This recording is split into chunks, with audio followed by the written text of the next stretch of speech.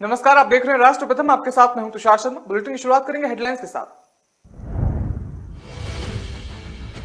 आज video conferencing के जरिए केदारनाथ पुनर्निर्माण के कार्यों का जायजा लेंगे प्रधानमंत्री नरेंद्र मोदी। आज कोच्चि में भारत जोड़ो यात्रा में शामिल होंगे राजस्थान के सीएम अशोक गहलोत। राहुल गांधी संग शाम को करेंगे प्रेस कॉन्फ्रेंस। यूपी में वक्फ की संपत्तियों की जांच के आदेश पर भड़के ओवैसी, बोले हिंदू मंचों का भी हो सर्वे। गृहमंत्री अमित शाह को उद्धव ठाकरे ने दी खुली चुनौती, कहा मुंबई आए आसमान दिखा देंगे। कर्नाटक हिजाब मामले में जल्द आ सकता है फैसला, सुनवाई लगभग पूरी। आज याचिकाकर्ता पक्ष को मिलेगी दलील रखने का मौका। खबरें जानेंगे विस्तार से। आपको बता दें कि प्रधानमंत्री नरेंद्र मोदी आज पीएमओ से केदारनाथ पुनर्निर्माण कार्यों का ड्रोन कैमरे की मदद से निरीक्षण करेंगे। इसके लिए उत्तराखंड शासन और जिला प्रशासन स्तर पर तैयारियां पूरी तरह से की जा चुकी हैं और सुबह 10 बजे से पीएम निरीक्षण शुरू कर सकते हैं। बता दें कि केदारनाथ में इन दिनों दूसरे चरण के कार्य चल रहे हैं। इसके तहत कुल 21 कार्य होने हैं, जिसमें 10 काम इसी वर्ष पूरे होने हैं और इन्हीं कार्यों का प्रधानमंत्री नरेंद्र मोदी गुरुवार को पीएमओ से लाइव जायजा लेंगे। आपको बता दें कि प्रधानमंत्री नरेंद्र मोदी का ये ड्रीम प्रोजेक्ट है और वो पहली बार जब 3 मई 2017 को केदारनाथ पहुंचे थे तो उस समय दौरान उन्होंने केदारनाथ पुनर्निर्माण के लिए 700 करोड़ रुपए की परियोजना का शिलान्यास किया था। ये 3 चरणों में कंप्लीट होने हैं और इनमें से अब दूसरा चरण का काम चल रहा है। बता दें कि तीर्थयात्रियों के घर का निर्माण और आस्था पथ का निर्माण और सुरक्षा दीवार का निर्माण, केदारनाथ मंदिर से पैदल मार्ग और चबूतरे का निर्माण, केदारनाथ मंदिर परिसर का चौड़ीकरण और केदारनाथ से गरुड़ चट्टी तक पैदल मार्ग का निर्माण, सरस्वती नदी पर पुल का निर्माण, मंदाकिनी नदी पर गरुड़ चट्टी जाने के लिए पुल का निर्माण, मंदाकिनी और सरस्वती नदी पर सुरक्षा घाटों का निर्माण और गढ़वाल मंडल विकास निगम के भवनों का निर्माण, ये तमाम निर्माण इसमें शामिल हैं। आपको बता दें हेलीपैड का निर्माण और केदारपुरी के चारों ओर सुरक्षा दीवार का निर्माण। तो प्रधानमंत्री आज इसका जायजा लेने वाले हैं।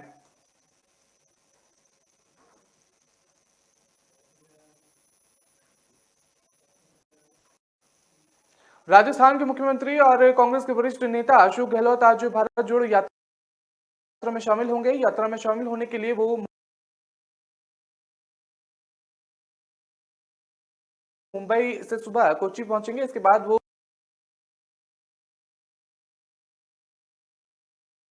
राहुल गांधी के साथ प्रेस कॉन्फ्रेंस में भी शामिल होंगे। शाम को वो भारत जोड़ो यात्रा में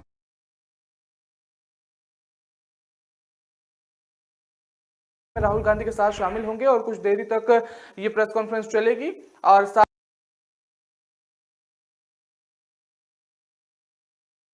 ही भारत में भी शामिल होने के बाद वो कुछ दूरी भी तय करेंगे। अशोक गहलोत पिछले 2 दिनों से कांग्रेस अध्यक्ष पद के लिए नामांकन करने के लिए चर्चा में बने हुए थे।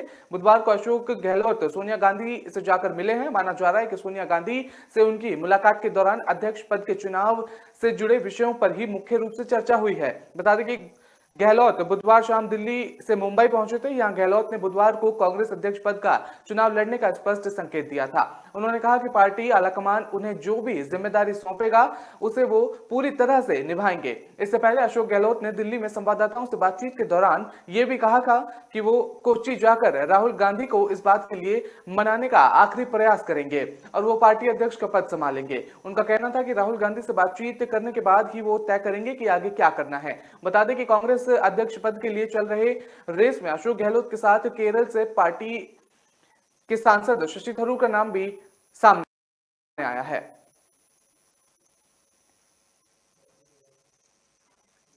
उत्तर प्रदेश सरकार मदरसों के बाद अब वक्फ की संपत्तियों की जांच कराने जा रही है। आपको बता दें कि एआईएमआईएम प्रमुख असदुद्दीन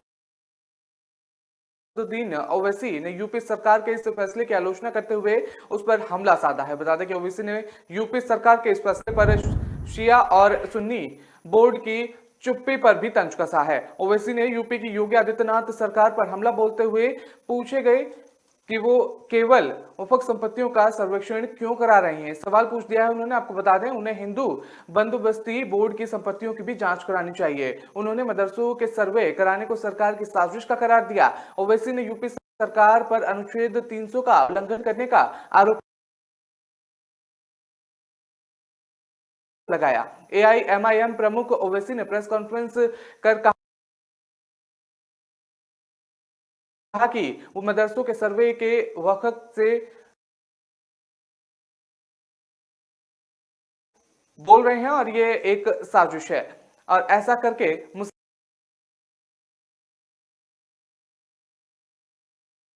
मुसलमानों को व्यवस्थित तरीके से निशाना बनाया जा रहा है। बता दें, उन्होंने संपत्तियों की जांच को लेकर शिया और सुन्नी बोर्ड की चुप्पी पर भी निशाना साधते हुए कहा कि इस समय ये दोनों बोर्ड क्या कर रहे हैं। सीधे तौर पर ये सवाल खड़ा कर दिया दोनों बोर्डों पर। आपको बता दें, ओवैसी ने यूपी सरकार पर अपना हमला जारी रखते हुए कहा कि अगर राज्य सरकार मदरसों का सर्वे कराना चाहती है तो हिंदू मठों का भी सर्वे किया जाना चाहिए। उन्होंने कहा सबका सर्वे होना चाहिए। तो सीधे तौर पर ओवैसी निशाना साधते हुए नजर आए।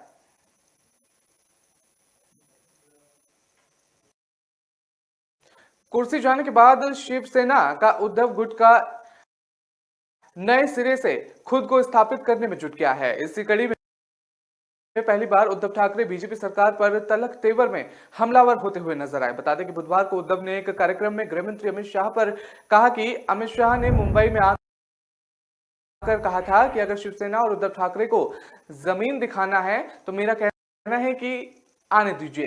अमित शाह को आसमान दिखाए बिना नहीं रहने देंगे। आपको बता दें, उद्धव ठाकरे ने सीधे तौर पर निशाना साधते हुए बात कही। उद्धव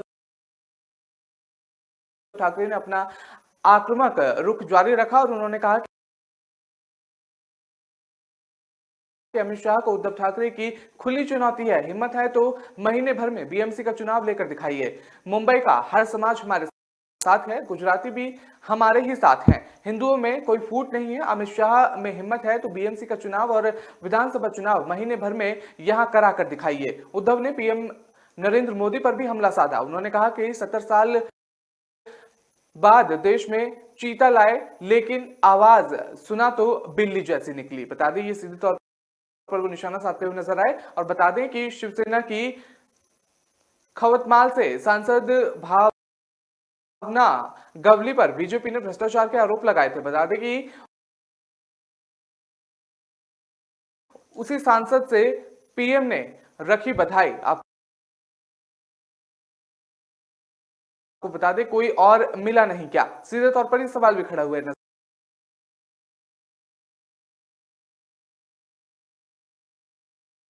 आए। ठाकरे परिवार और शिवसेना को खत्म करने के लिए सभी साथ आ रहे हैं। मेरा कहना है कि आइए और मुकाबला करिए, हम तैयार हैं। तो अमित शाह को सीधे तौर पर वो चुनौती देते हुए नजर आए।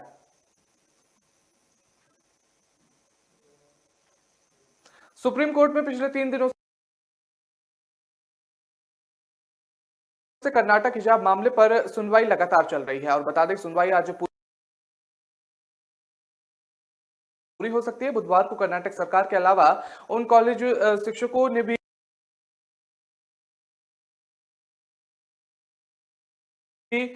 जिरह की जिन्होंने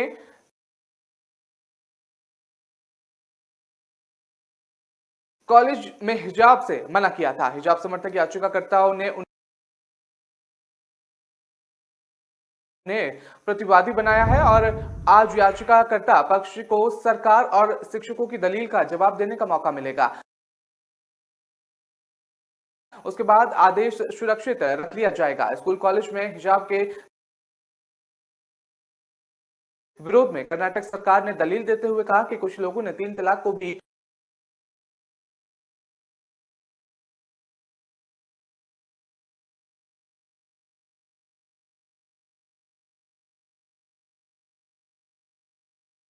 धर्म का जरूरी हिस्सा कहा था, लेकिन कोर्ट ने उसे नहीं माना। बुधवार को सुनवाई के 9वें दिन कर्नाटक सरकार और उन कॉलेजों शिक्षकों ने जिरह की और जिन्होंने कॉलेज में हिजाब से मना किया था।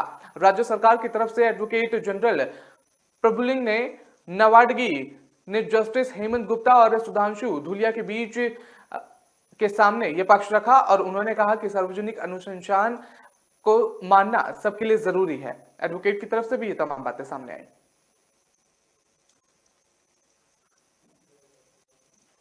फिलहाल वक्त कुछ एक छोटे से ब्रेक का, खबरों का सिलसिला लगातार जारी रहेगा।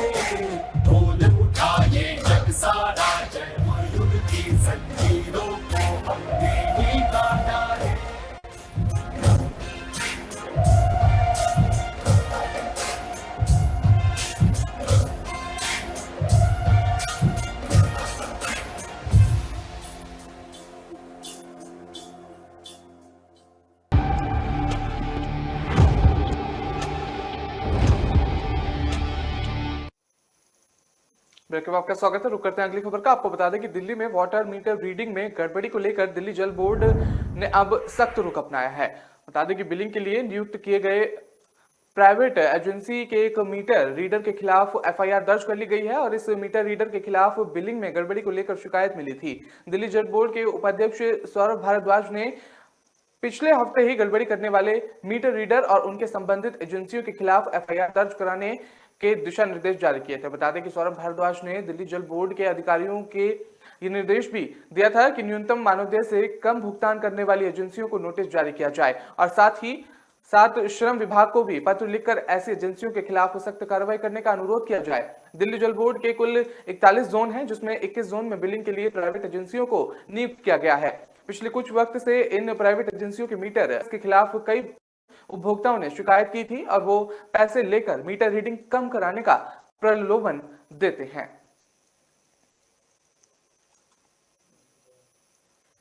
कांग्रेस अध्यक्ष के चुनावों को लेकर पार्टी की अंतरिम अध्यक्ष सोनिया गांधी ने किसी का भी पक्ष लेने से साफ तौर पर इनकार कर दिया है। सूत्रों से मिली जानकारी के अनुसार बुधवार को राजस्थान के सीएम अशोक गहलोत के साथ बैठक में सोनिया गांधी ने कहा है कि पार्टी के अध्यक्ष पद का चुनाव स्वतंत्र और निष्पक्ष होगा। वो अपनी व्यक्तिगत स्वीकृति किसी को भी नहीं देंगे और सूत्रों से मिली जानकारी के अनुसार सोनिया गांधी ने कहा कि एक व्यक्ति एक पद का सिद्धांत तब सामने आएगा जब उम्मीदवार तय हो जाएगा और वही जीत जाएगा। सोनिया गांधी ने अशोक गहलोत को संकेत दिया है कि वो कांग्रेस अध्यक्ष चुनाव में किसी का पक्ष नहीं लेंगी और प्रतिक्रिया तटस्थ रहेगी। बता दें कि कांग्रेस अध्यक्ष पद के चुनाव की रेस में इस वक्त अशोक गहलोत और शशि थरूर के नाम सबसे आगे चल रहे हैं। बता दें राजस्थान के मुख्यमंत्री अशोक गहलोत ने बुधवार को कहा कि अगर पार्टी का शीर्ष नेतृत्व उन्हें अध्यक्ष चुनाव में उतरने के लिए कहता है तो वो अध्यक्ष पद के लिए चुनाव लड़ेंगे। उन्होंने ये भी स्पष्ट किया है कि वो राज्य में सीएम बने रहना चाहते हैं। कांग्रेस अध्यक्ष पद का चुनाव लड़ने को लेकर अपने पहले सार्वजनिक बयान में गहलोत ने कहा कि वो शीर्ष नेतृत्व में किसी भी निर्देश को ठुकराना नहीं पाएंगे। आपको बता दें अशोक गहलोत ने अब राहुल गांधी से मिलने केरल जा रहे हैं। राजस्थान का सीएम बने रहने पर अशोक गहलोत ने कहा कि पार्टी ने मुझे सब कुछ दिया है। मैं पिछले 40 से 50 सालों से विभिन्न पदों पर रहा हूं और मेरे लिए पद महत्वपूर्ण नहीं है। दिल्ली में कोरोना स्थिति की समीक्षा के लिए दिल्ली आपदा प्रबंधक प्राधिकरण कल गुरुवार 22 सितंबर को बैठक करेगा और इस बैठक में दिल्ली के उपराज्यपाल और डीडीएमए के अध्यक्ष विनय कुमार सक्सेना के साथ मुख्यमंत्री अरविंद केजरीवाल उपस्थित रहेंगे। इस बैठक को लेकर एक सीनियर सरकारी अधिकारी ने बताया कि डीडीएमए की बैठक में ये आकलन किया जाएगा कि कोरोना के संक्रमण से निपटने के लिए अस्पतालों में मौजूदा संसाधनों को कम किया जाना चाहिए या उन्हें आगे बनाए रखना जाना चाहिए। बता दें कि सीनियर अधिकारी ने बताया कि इस समय दिल्ली में कोरोना की जो पॉजिटिविटी और अस्पतालों में भी मरीजों की संख्या काफी कम है। इसलिए डॉक्टर और स्वास्थ्य कर्मियों सहित अस्पतालों में मौजूदा संसाधनों को अन्य जरूरतों को पूरा करने में उपयोग किया जा सकता है। दिल्ली में कोरोना की स्थिति की समीक्षा को लेकर होने वाली डीडीएमए की बैठक 4 बजे होगी।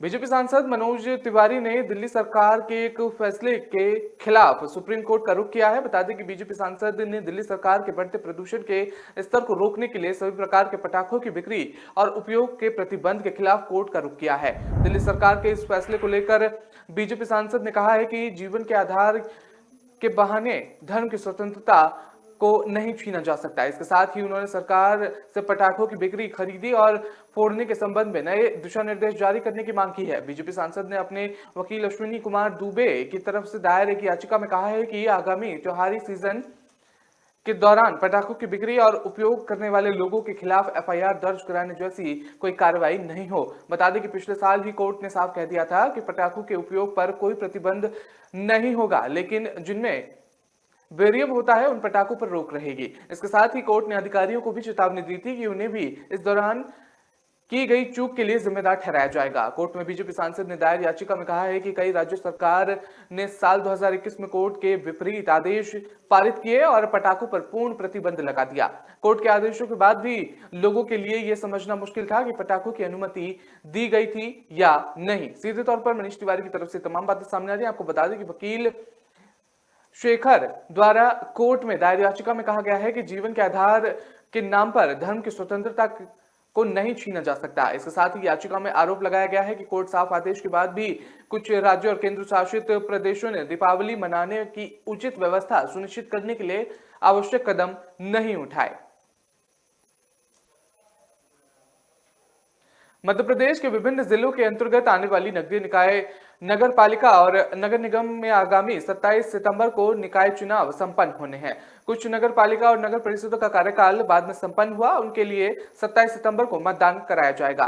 इनमें झाबुआ, अलीराजपुर, बुरहानपुर, खरगोन, खंडवा, सिवनी, मंडला, डिंडोरी, शहडोल, उमरिया, रतलाम, सिंगरौली, बैतूल शामिल हैं। मध्य प्रदेश के मुख्यमंत्री शिवराज सिंह चौहान जोर शोरों से चुनावी सभाएं कर रहे हैं और आज 21 सितंबर बुधवार को मुख्यमंत्री शिवराज सिंह चौहान शहडोल में जाकर जनसभा को संबोधित किया। आपको बता दें, इस दौरान जनता को संबोधित करते हुए उन्होंने कहा कि भारतीय जनता पार्टी की सरकार बनी तो हमने शहडोल को संभाग बनाकर विकास की गति देने की कोशिश की और साथ ही मेडिकल कॉलेज देने का प्रयास भी किया। सीएम शिवराज ने कहा कि कांग्रेस के राहुल बाबा आज भारत जोड़ो यात्रा कर रहे हैं। इसी कांग्रेस ने 1947 में सत्ता की चाह में भारत को तोड़ने का भी काम किया था। सीधे तौर पर वो कांग्रेस पर निशाना साधते हुए भी नजर आए अपने संबोधन के दौरान।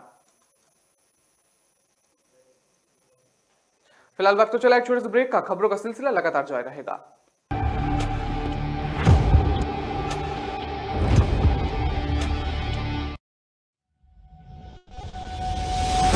लहरों से डरकर नौका पार नहीं होती, कोशिश करने वालों की कभी हार नहीं होती। नन्ही चींटी जब दाना लेकर चलती है, चढ़ती दीवारों पर 100 बार फिसलती।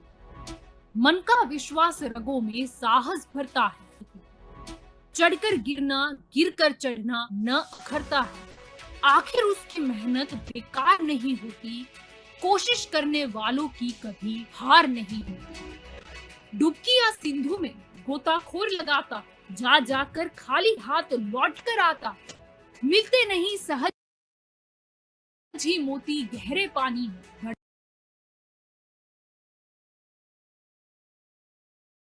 बढ़ता 2 गुना उत्साह इसी हैरानी में। मुट्ठी उसकी खाली हर बार नहीं होती, कोशिश करने वालों की कभी हार नहीं होती। असफलता एक चुनौती है, इसे स्वीकार करो। क्या कमी रह गई देखो और सुधार करो। जब तक न सफल हो नींद चैन को त्यागो तो, संघर्ष का मैदान छोड़कर मत भागो तो। कुछ किए बिना ही जय जयकार नहीं होती, कोशिश करने वालों की कभी हार नहीं होती। कुछ नया करो।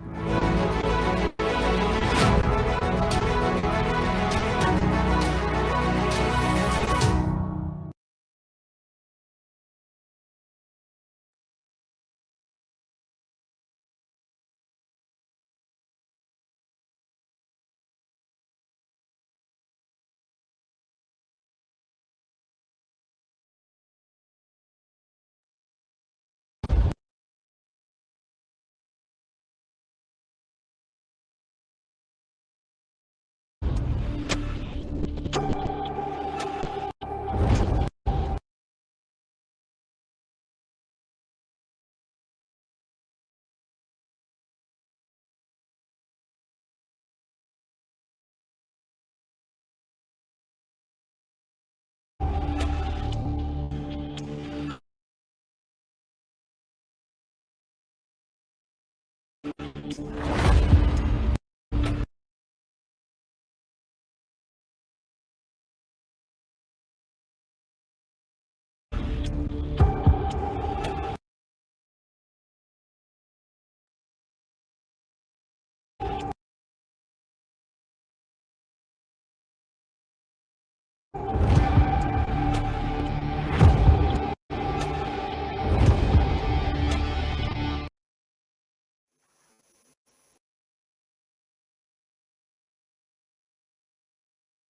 के बाद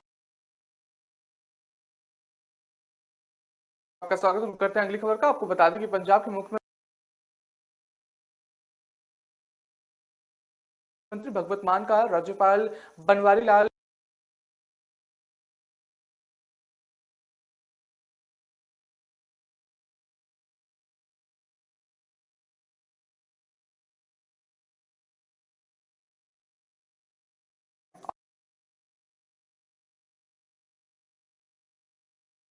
और साथ ही 2 दिन पहले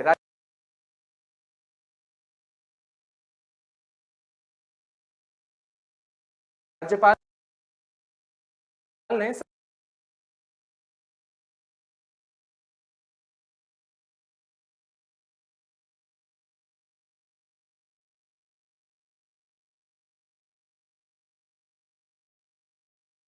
सत्र की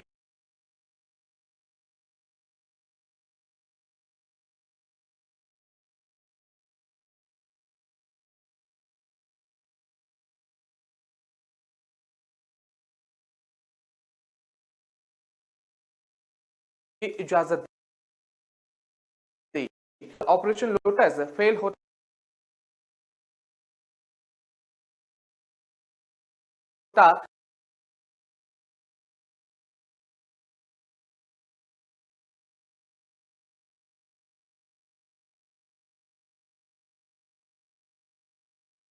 लगा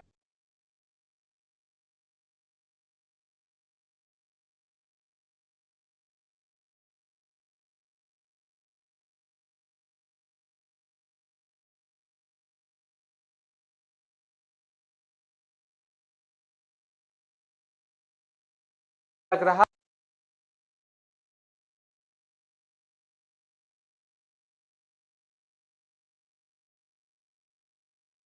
और हुई तो ऊपर से फोन आया है कि इजाजत